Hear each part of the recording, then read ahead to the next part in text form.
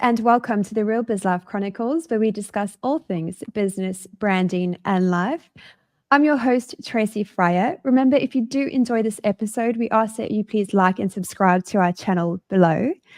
My guest today is an international speaker. He is an author, and he is the founder of Armed for Life. Adam Przytula, welcome. Thanks for having me. Thanks for joining us. Adam, I'd love to know, I know you're a person that is driven by passion. What called you to start Armed for Life? I always explain it by explaining my experience of school. Everything, Armed for Life's been around for 12 years. 95% of what we do is in schools. We certainly started in schools, and it's predominantly what we do now. It is spilling out, but and that's because of the experience of school. Primary school was good. The summarized version is that I was champion boy for 4 years and I was the fast kid. And so I loved primary school for the first 4 years, but home wasn't great. There were some difficult experiences and I didn't feel, I suppose, like I could be myself, and didn't feel particularly, not that it was particularly unsafe, but I didn't feel safe. So there was even some emotional abuse, etc. And so I really struggled at home, and I found my identity at school. And then I lost it in year 4, and I had eczema so bad that both my feet were covered with these little bubbles. So I was given cortisone tablets or injections. Mum and Dad tell me different stories.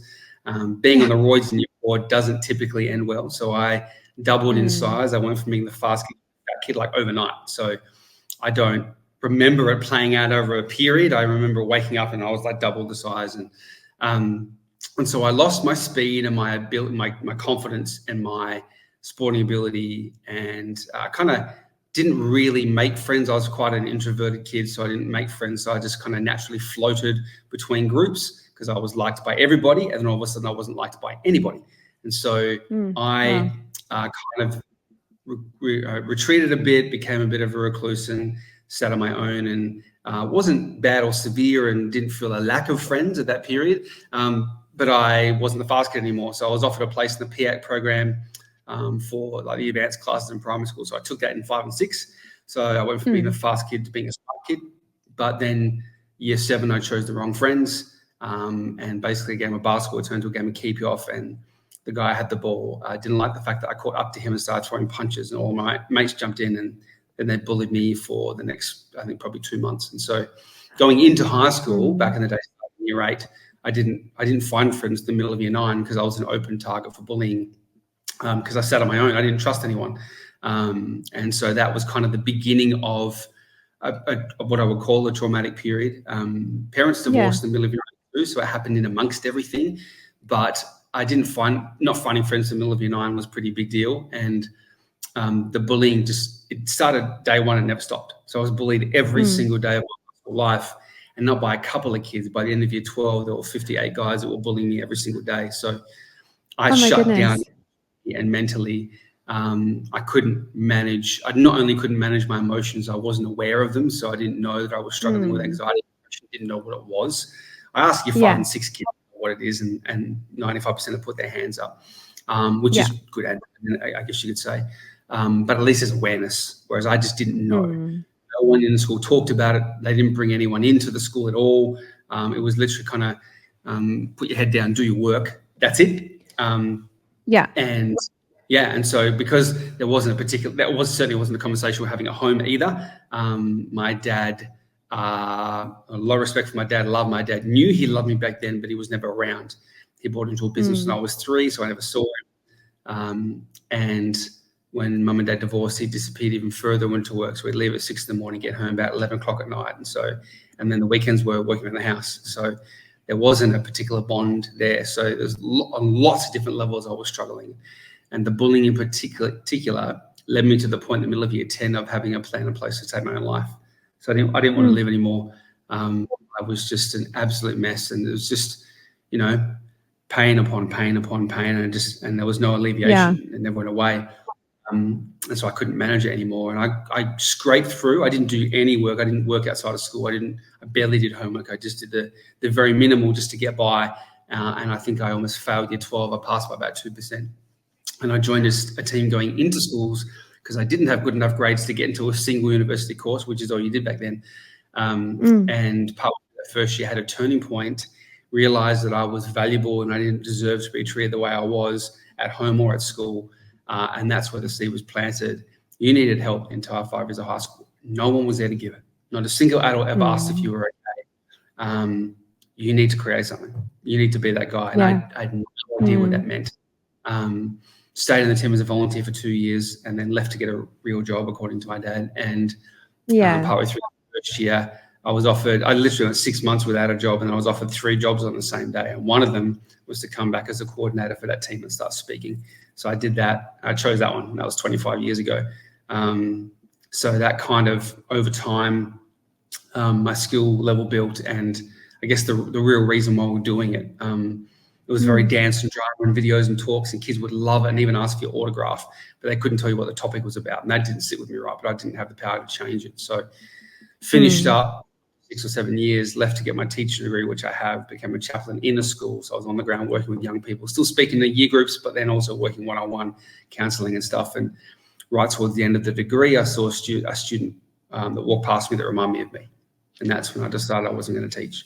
I have incredible respect for teachers, but I just wanted the reach to go further. So I spent 2 years working 4 jobs in 2 different schools while I was creating Afterlife, because it's not like it is nowadays. 12 years ago, there weren't organizations around to guide you or to tell you what to do.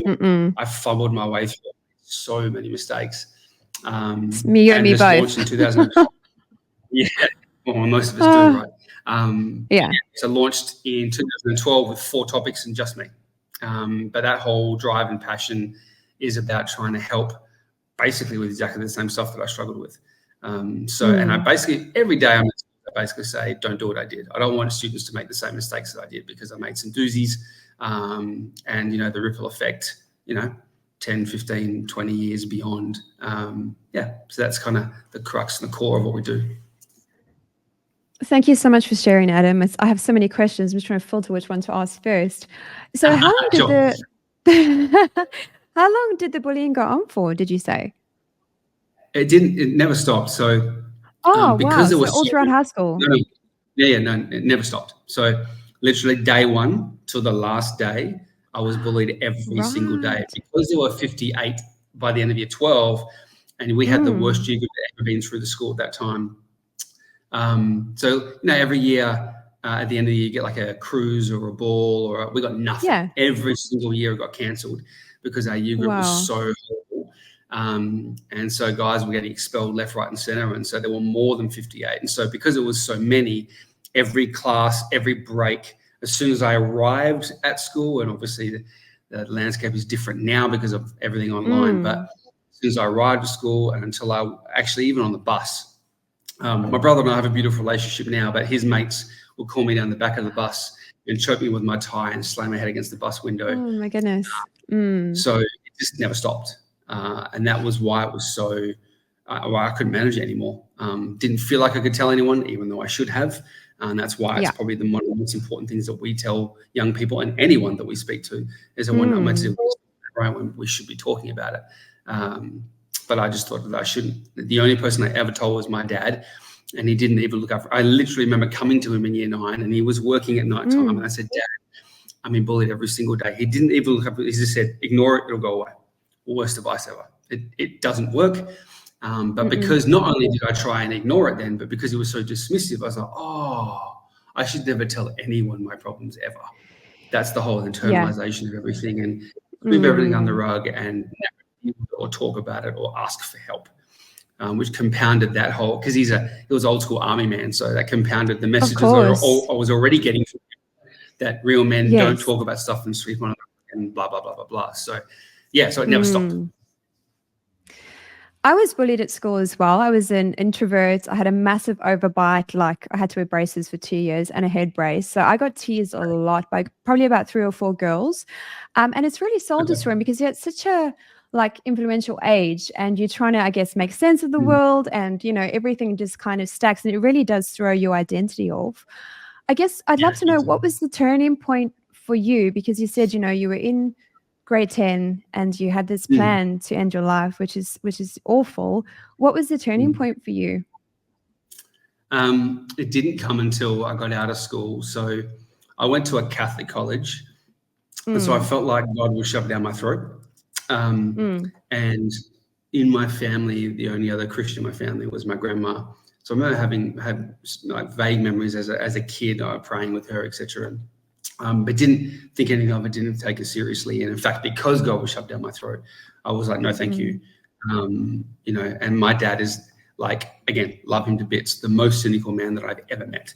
So I know a lot of that is in me. I know I have a lot of my dad in me. I try and remove as much as I can, but I know a lot of it is there. And so by the time I hit that age of 18, I tried everything except hard drugs to make myself feel better, and nothing worked. Wow. So, some of the light drugs, like heavy drinking and partying, by about literally 17, 18, I wasn't cool enough to go to parties in school. Like movies, I went to a youth group, which I kind of found some identity there, but then one of the girls found out I liked her in year 10, so she turned the whole youth group against me because she didn't know how to manage it. And that was a night actually where, I literally had a butterfly knife, and I was like, that's it, I'm done, because it was kind of like the last place connection to. Of course, community. And that was also then taken away. So there's so many different dynamics. Like I went from this hardcore army man dad, and then mum and dad divorced, and I went from almost like a dictatorship parenting, as I call it when I talk to parents, to almost a free range parenting where there was no rules and I could do whatever I wanted. And so there was all of these things in play for me, and started going to a youth group, and it was good. So literally the two people that saved my life would be my grandma. So I'll talk about her in a little bit. And this girl named Sandra that I met. I had three coping mechanisms. One of them was movies. So I walked into a video store 2 weeks after mum left, a new video store. And there was a very attractive woman behind the counter. And I am at the time, 13-year-old boy, attractive woman, and asked if I could help out. She said yes. So I literally came every Friday night, I think for a couple of years, and helped out. Just literally didn't get paid, just help, because I love movies and I love video stores. And so. And you love Sandra. Well, I did. Yes, I did. But she literally almost became like a mother figure, almost, in a sense, because she was 10 years old. Like, Literally after 2 or 3 weeks, she's like, what do you do on Saturday nights? I'm like, sit at home on my own and watch movies. And she's like, oh, do you want to come to the youth group? And it's one of those moments that will always play in my head. She picked me up with a car full of girls, and I remember getting into the back seat in the middle, so I'm surrounded by all attractive women, and they all smelled amazing, because I only have one brother, so I never grew up with smells like that. So of course, but even still, it was the last resort for me. And at 18, in this team going into schools, drove over to Sydney to start to hit some schools over there. And went to the Hillsong conference. It was very small back then, the size of some of the churches in Perth now. And a guy named Ray McCauley was speaking, and I became a Christian that night. And that's honestly where the seed was planted. You needed help. No one's there to give it. You need to be that guy. And I had no idea what that meant. But it was just a turning point, meaning that all of a sudden I realized I had value. I believed I was worthless. And so you better believe that every single day, today I was in a school talking about respect. And I still talk about the fact that respect, you can replace the word respect with value. Every one of you is valuable. And then I spend 5 minutes on that, because, if we believe that we're not worth anything, then not only do we make incredibly poor choices because we're desperately trying to make ourselves feel better, but we allow people to mistreat us, et cetera, et cetera, et cetera. So that was the shifting point, realizing I was valuable. And I was like, oh, what do you mean I have value? Even to this year, seeing a psychologist and unpacking all the things that and formations that I had believed from my mum, that I wasn't valuable, that I wasn't worth anything, that I wasn't worth giving time to, etc. I had to begin to unpack all that, but that started at that turning point at 18. And you're still working through that, Adam? I'm never going to get there. No one does. I love that you've shared that. I really do, because I think people are actually scared to face their demons, and we all have demons. And the fact that you're still busy working through that, and even from what you've said, I'll never get through it, but you're still embracing it and still kind of working through it. What makes you keep working at it, if I can ask? probably a couple of things. One, I know you'll laugh at this as well, but there's a dad who we do a lot of events now, and we just finished 2 of our resilience camps last week. So we've been doing camps for 10 years. We've run about 16 camps in, and I had a dad come to me who sent his son on his camp, on the summer camp, for the first time. Oh no, must have come on the resilience camp last year, because he'd been to that particular camp. And his dad came to, we had a quiz night a few weeks ago, and his dad came up to me on that night and said, mate, my son talks about you all the time. Anytime he's not listening, I just turn to him and say, what would Adam do? Because wow. Yeah. Oh, I'm goosebumping. Like, please don't base things on me, because I am far from the model of perfection, and I never will be. I feel honored that his son appreciates and loves what I say enough that he literally even quote it to his dad all the time. I think for me, wanting to, basically, the answer is that my grandma was my anchor, and she's the reason why I survived. And I hadn't ever thought about it this much. She passed away 4 or 5 years ago, and I was about a year or two in, and I was finishing a whole wellbeing day in a school at the end of the day, and one of the girls stood up and said, so what about your relationship with your grandma now? And I said, she passed away about a year or two ago. I feel like I've lost my anchor in this sense. And the year coordinator stood up, and she was one of those who just loves us and loves me. And she's like, well, now you're an anchor to everybody else. I was like, I just started crying immediately. Oh my gosh, because that's my hope, to provide what she did for me. She's literally the reason why I survived. She was a nurse in Germany during World War II. From when I was 3 onwards, I was sent to her place every weekend. When I could choose, I kept going. So it was like a split home, even when my parents were together. Yeah. Because she was the nurturer for me. I would go every weekend, every 6-week holidays. I spend every spare minute I had, I'd spend it with her. There were never any friends involved. My grandfather was off doing his thing. But she'd take me to the skate park, and she tried to ride on a skateboard one time and fell off and broke her elbow. She's just one of those grandmas that just loved. So straight in. Yeah. She was the most selfless person I've ever met. She was a nurse by trade. An angel. So, she absolutely was. My dad often says everything you good comes from Oma. Oma's German for grandma.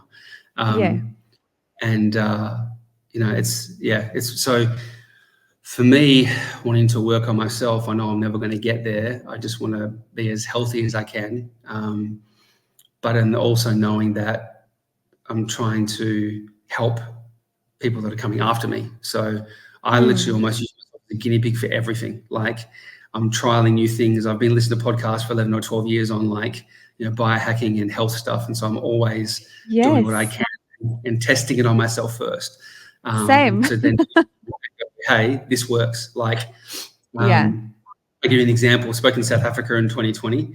I went over having just beaten something called SIBO, and then came back and thought I had SIBO again, which stands for small intestinal bacterial overgrowth. So a gut issue. I've had gut issues all my life. And literally beat it. I'm like, got it, went over, came back. I'm like, I've got it again. After 3 years, realized that I had a parasite, not SIBO. And then another 3 years down the track, nothing worked. Nothing I did worked. All the same issues if I'm eating terribly, etc. Yet even though I eat like squeaky clean, literally there's one thing I can eat, which is this soup that I would make myself that would help. I can't live off that every single day. No. So I tried multiple things until from a couple of different people, someone said to me, try this product called Ultimate Fiber. A guy from Perth who's created it. And literally 3 months on that, and I'm done. I'm better. It's healthy. My gut's back to normal. Fantastic. I'm like, are you serious? But that's the whole trial and error of things and trying everything to try and fix myself so I can then pass it on. I've never struggled with sleep, but I know people that have. And I've told them to see a naturopath and get something called Carmex, which is basically magnesium, powdered magnesium in the right type. I've literally had a school principal go, oh my gosh, you've changed my sleep, and I've struggled with it for 20 years. I'm like, well, I didn't do anything. Carmex did. So because I've tried it and I give it to other people and it's worked for them. So that kind of, for me, always wanting to improve and trying to be as healthy as I can. I am literally as far from perfect as possible, but I just want to help others. So that's why. And Adam, what would your advice be? Because I know there's a lot of people out there, they have childhood trauma, they operate in a way that they might not understand. They might step into certain roles constantly because that's the role that as a child they had to be the warrior or protector, or they had to always, fit this persona that their life called them to be. What would your advice be for someone who is potentially still in that frame of mind? What would your advice be in terms of how would they start that healing process? I think it's important to recognize that some things are just a part of who we are and our personality, and then some things aren't healthy for us. So if we can discern between the two and then work on the stuff that isn't healthy for us. Like I know, for example, because I grew up alone, I got a brother who's 4 years older than me, but by the time all this went down to year 8, he was finishing year 12. Right. And so I know, for example, when something goes down now, I have to process it alone. And that's been my processing, right? So, excuse me. Okay. We're good. Chest infection. So, yep, I'm good now. I'm back. That's all right. I know if, for example, our wife and I are very different. If we have a fight, I need to get away on my own to process and then come back and work through it, whereas she wants to work through it right now. And there's different attachment styles there. There's different backgrounds there. I know there's some abandonment stuff there for her. There's some, I need to work this out on my own.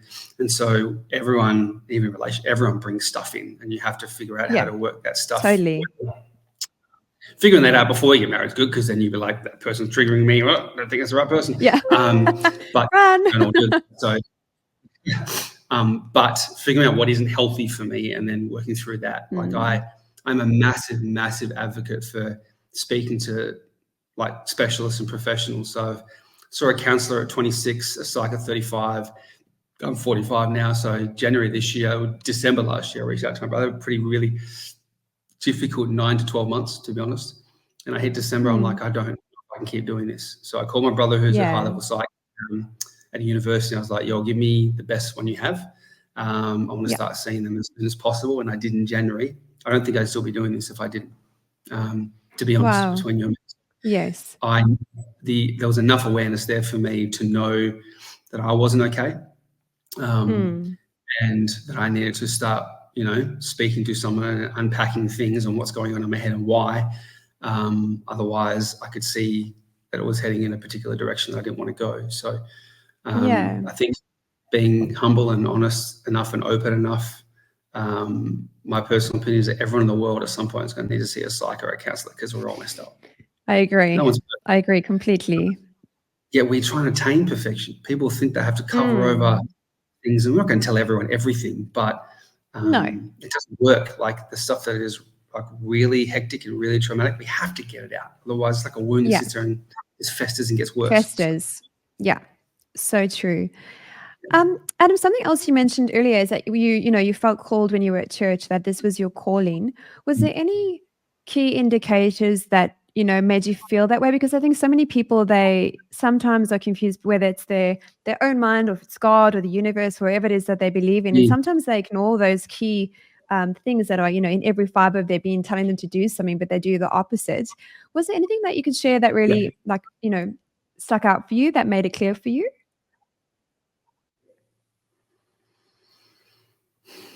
Not that I can remember. I think I've noticed anyone that does something similar to what I do, if they're authentic, at least anyway, they've experienced something and they get out of it and they want to reach back and help. And so I think that's honestly what it was, is realizing that what I experienced, I didn't have to experience. Like it is one of those things, I think about it all the time, and it's almost something that I just have to grieve and move through, but I come back to it. I circle back around to it from time to time. I didn't enjoy my childhood. I feel like my childhood and my teenage years were kind of robbed. I didn't really get to enjoy them at all. You're meant to be a kid when you're a kid, and you're meant to be a teenager when you're a teenager, as long as you're safe, of course. I didn't get to enjoy them. And so, and that's getting out of that and realizing that now, like I get asked the question, especially by teenagers a lot, like probably at the moment, one of the most prominent questions that I get is, if you could go back, what would you tell yourself? Stuff Yeah. like that, like realizing that I want to be able to reach back and help and stop people from going down the same path that I went down, because I made some choices. So yeah, I think it's, but the moment, I don't think there was one particular moment. There was just that realization that, gosh, life sucked for me. It doesn't have to suck. And when you're in it, you think it's permanent, but it's not. It's temporary. And so, being a voice and speaking to all of that, is kind of what drives me. And that's probably that realization that I needed it and I wasn't given. Something else you mentioned is that it's not permanent. I think a lot of people get sucked in to believe like, this is the doomsday, I have no choice. But I think one thing I love about the human spirit is that you can get back up, and push through, even though it's hard is what it actually is, to push through those tough times. Is there something that you hold on to during those tough times that kind of pushes you through, again, other than your why?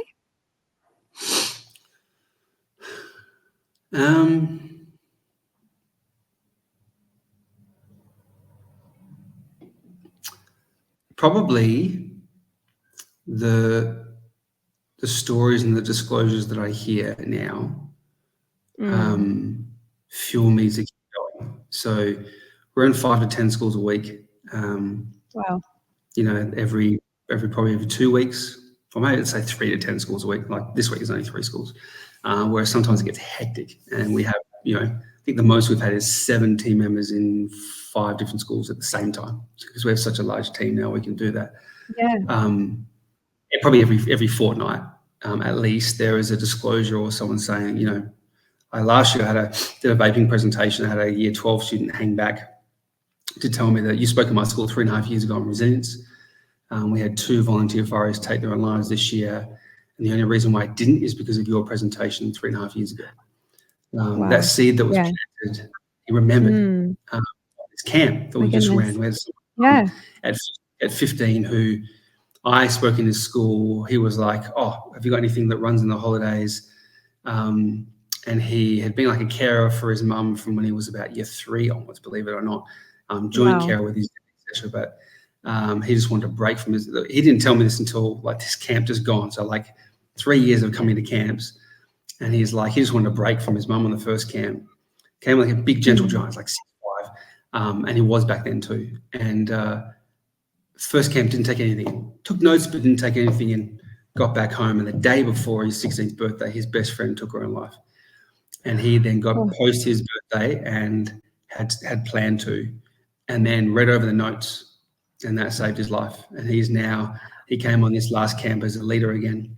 And we have so many stories like this, where people's lives are changed. They realize the value that they have, and now they're kind of joining the cause as such. So many of our camp volunteers, people who join the team, have these stories as well. And those stories tell me when things get difficult or tough, knowing that there are, there was probably maybe 4 or 5 weeks ago, probably the most powerful session I've ever done, because resilience is the most booked session we do. I've written a book called The Road to Resilience. So probably year 4 to year 10, and for parents. And then even we just finished a 6-month program with Western Power it was a resilience and wellbeing program. So we'd run a presentation and an activity, a presentation on resilience, for example, and then they had a group training session, health and wellbeing presentation, breathwork session, self-esteem presentation, yoga session. So it was really cool. Like, awesome. They loved it so much that I organised it, wrote a 1-page testimonial saying, "Gosh, you need to be doing this all the time."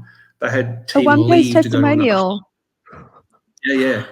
We haven't used it yet. We've just been inundated. He had team leave to go to another hub, and made him promise to tell them when it was booked in next, they could come back just for that 2 hours that we were running the resilience program. So it's amazing to be able to have that type of impact.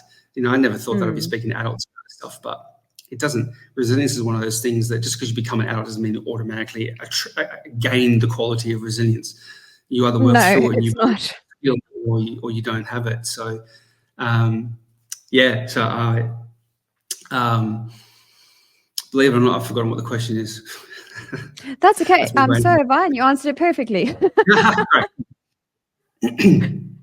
Why do you feel that the suicide rate is so high?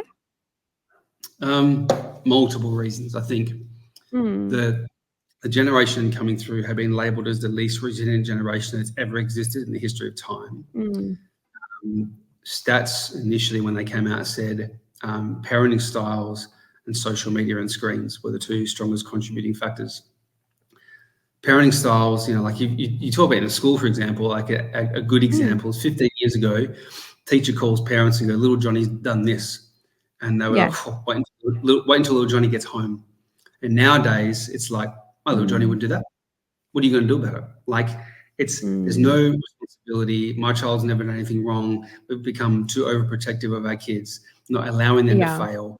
There's a whole bunch of parenting styles that we talk about when I talk to parents.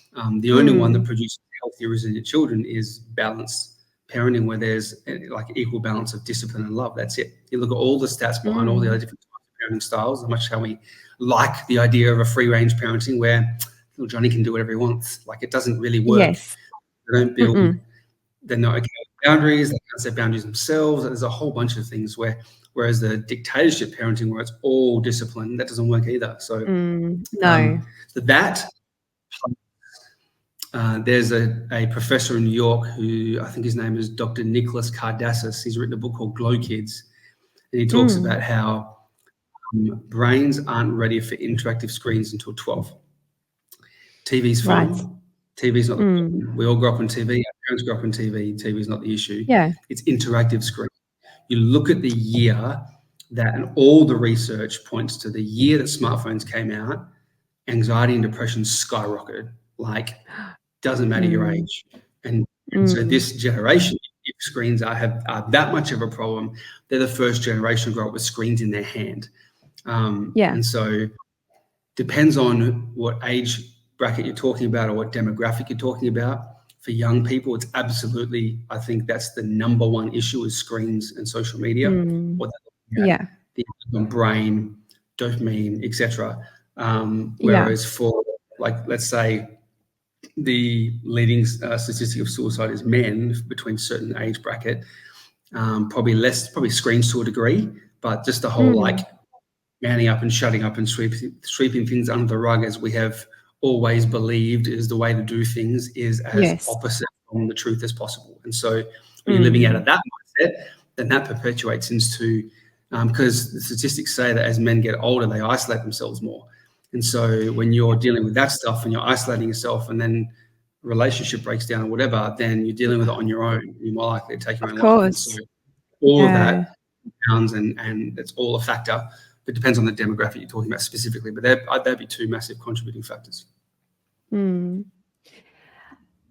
other thing I wanted to ask is, what are the ways that you do serve the community? I know there's quite a bit that you do. Yeah. Perhaps you could share with our listeners about your camps and all the exciting stuff that you do. Sure. When I started Arm for Life, the idea was two ideas. The idea was to have an Arm for Life center. So to have everything running out of a hub somewhere. And I reckon that could be 3 to 5 years away. So we are a month or two from getting our charity status, so the proper full-blown charity status, which means that we can go Lotteries West, so we can get basically every grant that's available out there, which is will be it will change. It will change the way we run, the way we even price things. It will change everything. Brilliant. Even though there's probably 3 other groups that are relatively prominent in schools, they're all charities. We're as busy, if not busier, than some of them. So once we become a charity, then that will all shift. So in schools, there's 25 presentations that we do. There's 9 programs that we do. So overall, we have about 50 team members. So that makes up about 15 of those are camp volunteers. So then community-wise, we only have camps currently, but we want to, the stuff we're doing in schools, we want to do in the community as well. That will happen once we get the community centre. So, the camps, like I said, we've been running for 10 years, about 15 or 16 camps in. We have incredible feedback from our camps. It's probably the most powerful stuff that we do. Those stories I talked about from camp, we get them every single camp. I get 10, 15 emails saying, I've got my daughter back, thank you so much. Just because of the style that we run camps. It's like supercharging what we do in a whole term in the school. We pour into 3 days in the camp. So there's school stuff. And when I first started, I saw kind of 3 pillars: schools, and then community, and then corporates. And that's kind of where I'm not sure if we are going to go there. If we're not, I don't really mind where we go, as long as we're continuing to make impact. Schools is fly. Like I said, 3 to 10 schools a week. We've had to bring multiple team members. We have 7 speakers on, so we can be in more than one school at a time. 15 different activities that we run for like wellbeing days. So we have the 25 presentations: bullying, resilience, self-esteem, managing emotions. There's even protected behaviour stuff around respect and relationships and sexual harassment, sexual consent. There's a lot. Right. Because schools, once they trust us, go, oh yeah, can you do this? And so the last one we put together was vaping, because that's how much of a problem it is, and then we're done. No more presentations because it's too much. Then we have the 9 programs. Some of those are like the barbershop program, teaching kids how to cut hair, and the engagement program, so using a mentor and an activity like basketball or boxing or DJing. So that's for disengaged young people, both barbershop and engagement. But then our wellbeing days are probably my favourite thing to do, where the school gets to combine presentations and activities.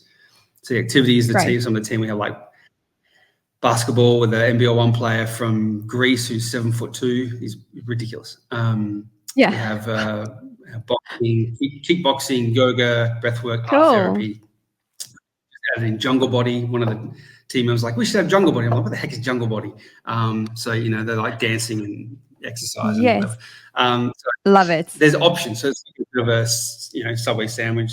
Schools get to choose presentations and activities, and ultimately that's one of those things that crosses over into the corporate. We can do that very easily. It's just the leads that come about. Once the leads start coming, it's all there ready to go. That's the good thing about the corporate stuff. Once I did an AUK presentation for Western Power, and the guy was like, this is amazing, what can you do for us? I'm like, we can do all this, because it's all there ready to go.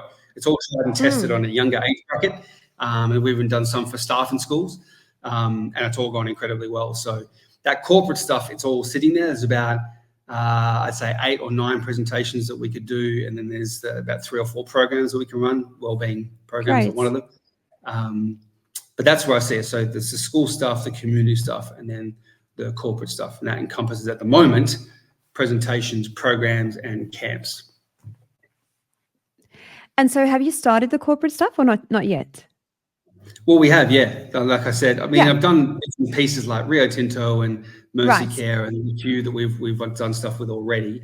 Western Power was a big one, and that was only one hub. So there's about 40 or 50 staff there. But the guy overseeing it brought in someone from head office, and she was like, oh my gosh, that was incredible. Can you run this for the whole head office? So look, we're in meetings with both the Dockers and the Western Force. The Western Force in particular are really, really keen, really keen. Great. So it's all like the sporting, like resilience in sport. I mean, hello. So it's a no-brainer. It's about meeting the right people at the right time, because the stuff's all there ready to go. The stuff that we do, I've run it for development squads in some, like in Peel Thunder and one of the NBL1 teams, incredibly well received. So I've gone to the point now where there's not really anything that we do that isn't incredibly well received. We've kind of been perfecting our craft for 12 years.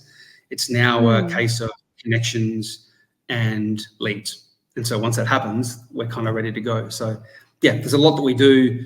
Once we get the charity status, I can pay more people to do things so I don't have to do them, because I've been working till about 12, 1 o'clock every night for the last 3 years. My goodness, have an early night. And Adam, do you find that the corporates and more working with adults, do you find that they're a bit more closed as opposed to young adults? Yes, I do. I find I learned pretty early on, whoever I was going to speak to, I had to bring them in. I had to engage them somehow. The engagement looks slightly different for young people and for adults, but the core for both of them is authenticity. I realized pretty early on, to our benefit, that authenticity was the most important point about what we do. And so I think it was last year, when I talk about resilience, I talk about having an inner circle and the people that you trust, you talk to about anything. 3 to 5 people in your inner circle at any given time. Went through a divorce 10 years ago. I had 8 people in my inner circle. 3 of the key core people. One of them moved to Canada. He betrayed me and got married to a Canadian. One of them, we're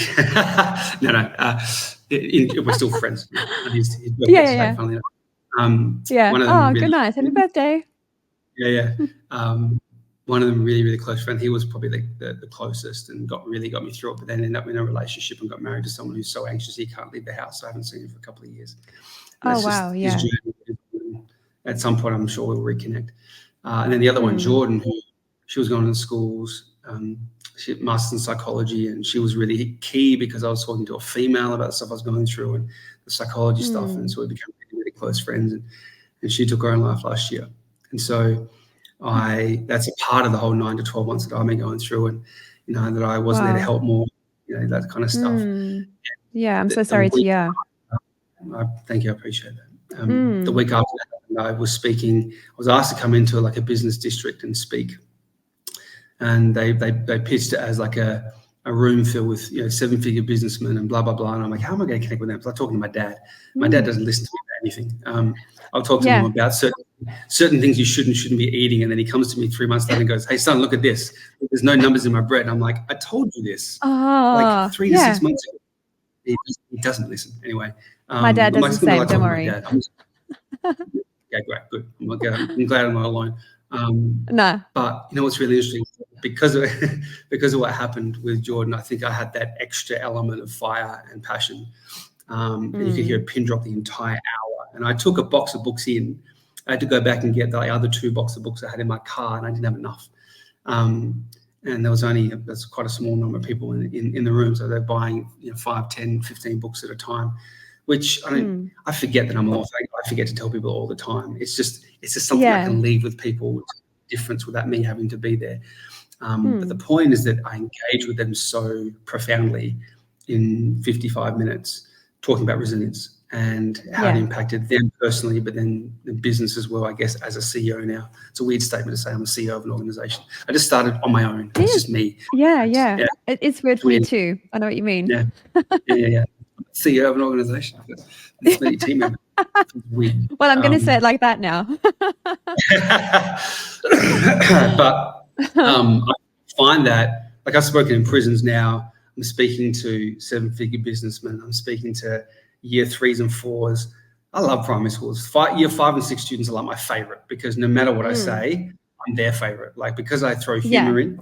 Figure that young people, it's authenticity, humor, and then practicality. They actually want to change. So a real men's session, I'm speaking to 15 and 16-year-old boys, and sometimes in the hardest schools I've ever been into, I've got a line of boys lining up to shake my hand afterwards, say thank you, because the practical points. I'm talking about respect for women. I'm talking about porn. I'm talking about self-control. I'm talking about owning your own issues, stuff they want to hear about, but they're not hearing about because it's taboo or it's weird or people are scared of them, whatever. The practical point still wins. For adults, it's authenticity, practicality, and humor. They still want to laugh, but they want to have something to walk away with and to act on more than they want to laugh. The authenticity comes first no matter what. So I figure that no matter who I'm speaking to, and I think that's why I've kind of, and I can also, I didn't even know what topic I was speaking on today until I got there. That's just, you know, I've been doing it for long enough now. I can it's more intuitive. Got the content and run with it, change it as I go. I said, what's the big issue? What do you want them to walk away with? And she came to me afterwards and said, that's the best you've ever done. And I love how you weaved all this in just from our conversation just before. So I've just been doing it for so long, I suppose. And that's, I just get so passionate about it, about the stuff that I'm talking about, because I don't want anyone to suffer with or struggle through the same crap that I've been through. So like I said, I find myself saying, don't do what I did pretty much every single presentation that I run. Yeah. And that was one of the reasons I felt called to have you on the podcast, because you can tell like every part of you is so passionate about what you're doing. And I really want to celebrate what you are doing, because I remember at school, like, you know, certain topics are taboo. We had the awkward guidance teacher that would speak about sex ed, and everyone would look at each other really weirdly. And if, like you say, if you were having struggles or, which only now I probably realize so many more teenagers that were in the same class as me were probably having all these struggles, but it wasn't spoken about because it was frowned upon, you know? So I think it's really great, the work that you're doing. I definitely believe you're doing God's work, and I just want to commend you. Thank you. That means a lot. Adam, I'd love to know, walk us through writing a book. What was that experience like? I kind of cheated. So I went to South Africa. Fair enough. You know, I can own it. I went to South Africa, and the guys who brought me over, just as busy as me and been running for about the same time, written 2 books. I'm like, how did you do this? He's like, oh, I used a ghostwriter. Yeah. I'm like, I'd never heard of ghostwriters. I didn't know what they were. Oh, I hadn't yeah, really. So I looked it up and I was like, oh, maybe someone writes it for you. Like obviously it costs a lot of money, but of course. it Saves took you time. it took about 2.5 years because she had a baby in the process and blah, Wow. blah, blah. I connected with her Okay. so well. We got right towards the end of the whole process, and usually the ghostwriter puts their name on it as well, and she didn't want to, just from the perspective so you and your story. Wow. But it was easy because I gave her each chapter is like the top 12 topics that we speak on. So there's resilience, bullying, self-esteem, all that stuff that we speak on, and a lot of it is the content in the session. But then she worked it so that there's like my story, your story. So there's my story threaded through every chapter. Right. And I did that purposefully as well because literally since I started, people were like, why don't you write a book? I'm like, I can't, because I can't really talk about everything. I don't want to offend people. I don't want to be completely honest about the stuff that I've experienced from certain people, because either that will create more drama. I don't want to be disrespectful, but I have to be honest and authentic. Otherwise I can't do it. And so I thought if I thread my story through it, I can be as honest as I need to be, but also be respectful. And so there was a bit of weaving and a bit of balancing with that over the course of the 2.5 years. Other than that, it was easy. She would just be like, tell me a story about this. So, because she was so good at her job. So I just literally, it was all voice messages. So I'd be on the way to a school, I'd record a voice message. Oh, this is what happened here. Add this story in. So some of the stories are in the book I don't speak about because I forget about them. But because I was prompted to think about it, I was able to record it and it was on the spot. So, so it was a good process, 2.5 years. And I went to a book launch to learn from it because we were setting up for our book launch. And it was Amy Jacobson, who released Emotional Intelligence, I think it was. I'm going to get the book wrong. I'm going to feel terrible. But it was published through Wiley. That's okay. I can have a look after. Yeah. And it was like, oh, yeah, no, you should send an email to Wiley Publishing. I'm like, once I realized who they were, the guys who did Barefoot Investor, I was like, come on. How many people send manuscripts like every day? I'll send it. I'm going with that process. So it was 7 days away from going to print because we had to get them printed by a certain point because we had the book launch already in place. And then within 2 days, it said we want it. So that we had to quickly shift and shuffle and change that event to something else. And then it prolonged it for 6 months. So it was a 3-month journey overall because Wiley have a minimum 6-month turnaround, even if the book's ready to go. And launched in February 2022. Which is cool. So. Congratulations. What a story. And it also sounds like everything just kind of flowed because you've stepped into your true authenticity. The universe is just guiding you every step of the way. Yeah. That's, I think, it's even been a case of meeting the right people at the right time. We've had a bunch of core team for us now. They've all started this year, all of them. Yeah. So there's me who's full-time and then 3 others who are 1 day a week. They've all started this year, and they are exactly the people I've been looking for like 12 years. And they all came on within the space of 3 months. And so I feel like we're kind of just setting up to go to that next level, because once we get the charity status, then everything will shift again. And it's pretty exciting. The corporate space is one it feels like I love schools. I'll never stop doing schools, but I've been doing schools for 25 years. So anything that's slightly new is really exciting for me. So, we're going back to South Africa at some point soon. That's exciting. Great. I've been in New South Wales twice in the last 9 months. I'm going back again in August. So, because it's again new, so exciting. I think the corporate space for me exciting as well because it's new. I know it's something I can do, and we've had incredible feedback from as well. So, I'm looking forward to that. Definitely. And I think in terms of being a business owner, like it's fantastic what you do because, again, even though we are adults, we're not always taught these skills growing up. So it's really important. Yeah. Adam, what advice would you have? So obviously in the space that we work, branding, a lot of our clients have to put themselves out there. They have to make videos. They have to, go on socials, post on Instagram, go on TikTok. What advice would you have for someone who is worried about what the haters are going to say, and they're actually, holding themselves back from doing that out of fear of judgment and what other people might say? I guess it's pretty easy for a public speaker to say, just get over it and do it because, you just kind of get used to doing stuff that is out of your comfort zone. I did some stand-up comedy 9 years ago because I was like, I need to push myself more. Wow, that is brave. That was hard. I was like, you can put me in front of 10,000 teenagers and I'm fine, and put me in front of a room full of adults and I sweat. And if you put me in front of a room full of adults doing comedy, and it's like 10 times worse. But it was good for me. So, yeah, it was hard. But I literally had a professional come up to me and say, here's all the places, because and I don't do it anymore. The first probably 5-6 years, I would start every session with like a bit of a comedy set. So I perfected it over 4 or 5 years, sorry. But it was about the differences between boys and girls. I knew at some point, it never did, but I knew at some point someone would get pissed off about what I was saying and it would blow up and there would be a problem. And I'm like, it's remove all this and just stick with what is not going to offend people. That's what I used in the comedy.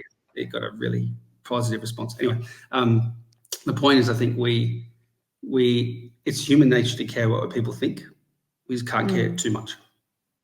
Can't care to the point where it stops you from doing something you should do. Oh, excuse me. Okay. There's that coughing fit we're talking about. That's all right. You can't allow it to get in the way of doing what you should do or need to do. And the reality is you can't do it nowadays. In business, it's pretty much essential.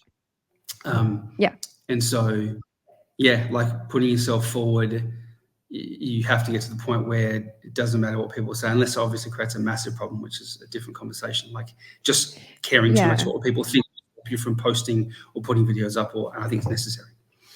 Yeah, definitely. Adam, where's the best place for our listeners to go should they wish to support your cause or connect with you? Yeah. So again, the organization is called, we're on the wrong side. It's called Armed for Life. Oh, that's all right. So, yeah. I'm in a massive jacket because I'm in the freezing cold house. The website is just armedforlife.com.au, and then if you just Google on Instagram, Facebook, look up Armed for Life, you'll find us. My page is the one that's actually prominent on LinkedIn, so just look up my name, Adam Przytula, and find us on there. Awesome. And what is the best way? That's all good. What is the best way out? That's okay.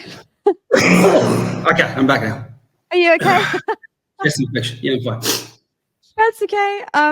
What is the best way our listeners can actually support your cause, Adam? Is it through sponsoring a child to go on camp? Is it by engaging one of your brilliant workshops? What would be the best way? Multiple ways, I guess. One is, like you said, sponsoring, whether it's a program for a school or a kid going on camp. Our next camp is in January. It's our summer camp. We had some sponsorship in this last camp, about 5 or 6 of them. And some of them are like life-changing. So it literally does make a difference.